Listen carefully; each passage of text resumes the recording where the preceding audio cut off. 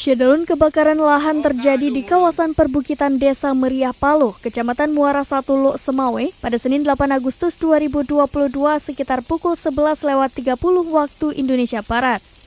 Luas lahan yang terbakar ini mencapai 5 hektar, sehingga petugas dibantu relawan RAPI, ERPA, TNI Polri, dan masyarakat harus berjibaku untuk memadamkan api selama 3,5 jam.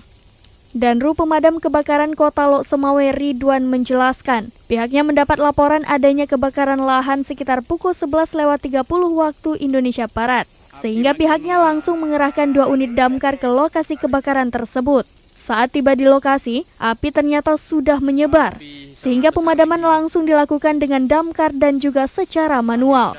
Setelah berjibaku sekitar 3,5 jam, api pun baru berhasil dipadamkan.